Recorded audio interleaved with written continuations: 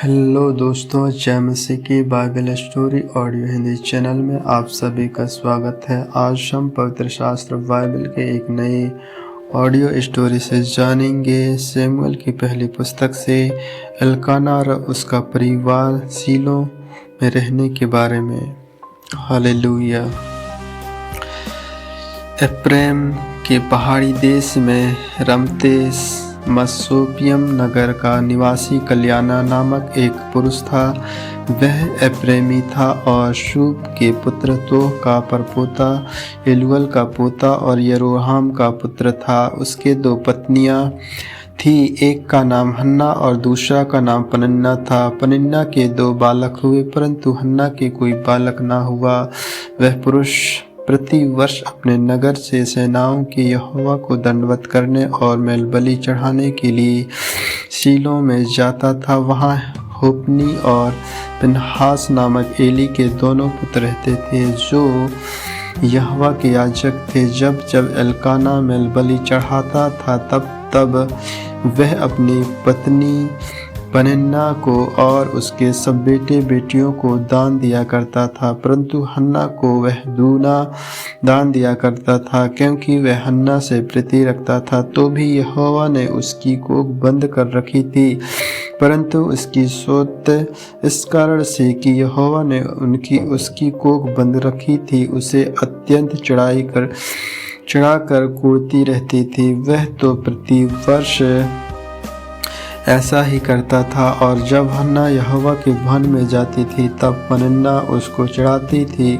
इसलिए वह रोती और खाना ना खाती थी। इसलिए उसके पति एल्काना ने उससे कहा, हे हन्ना, तू क्यों रोती है और खाना क्यों नहीं खाती, और तेरा मन क्यों उदास है? क्या तेरे लिए मैं 10 बेटों से भी अच्छा नहीं हूँ? हालेलुया। हन्ना और एली। तब शीलो में खाने और पीने के बाद हन्ना उठी और यहोवा के मंदिर के चौखट के एक बाजू के पास एली याजक कुर्सी पर बैठा हुआ था।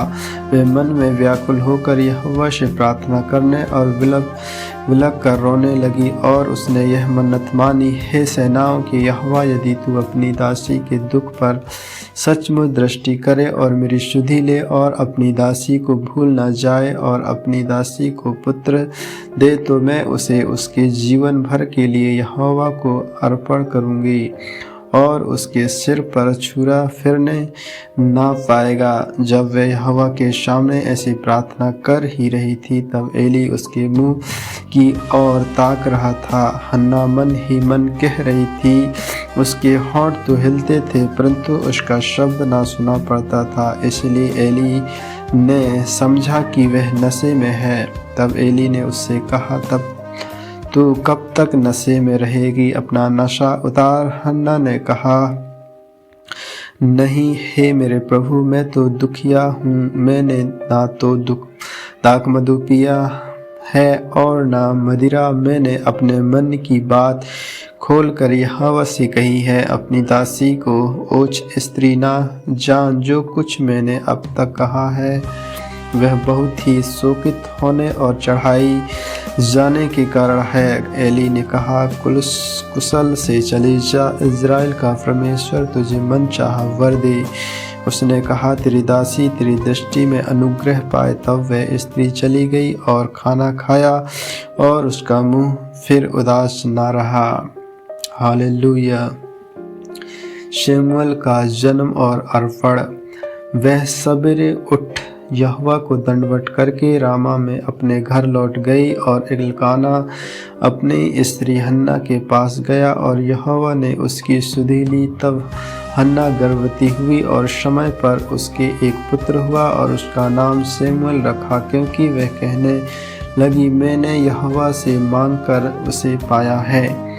फिर एल्काना अपने पूरे घराने समेत यहोवा के सामने प्रति वर्ष के मेलबलि चढ़ाने और अपनी मन्नत पूरी करने के लिए गया, परंतु हन्ना अपने पति से यह कहकर घर में रह गई, जब बालक का दूध छूट जाएगा तब मैं उसको ले जाऊंगी कि वह यहोवा के मुंह देखे। और वहाँ सदा बना रहे। उसके पति एल्काना ने उससे कहा, जो तुझे भला लगे वही कर, जब तक तू उसका दूध न छुड़ाए तब तक यही ठहरी रह, केवल इतना हो कि यहोवा अपना वचन पूरा करे।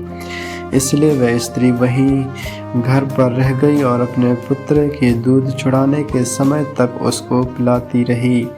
जब उसने उसका दूध छुड़ाया तब वह उसको संग ले गई और 3 बछड़े और एपा भर आटा और कुप्पी भर दाखमधु भी ले गई और उस लड़के को शीलो में यहोवा के भवन में पहुंचा दिया। उस समय वह लड़का ही था और उन्होंने बछड़ा बलि करके बालक को एली के पास पहुंचा दिया। तब हन्ना ने कहा, हे मेरे प्रभु, तेरे जीवन की शपथ, हे मेरे प्रभु, मैं वही स्त्री हूँ जो तेरे पास ही खड़ी होकर यहोवा से प्रार्थना करती थी।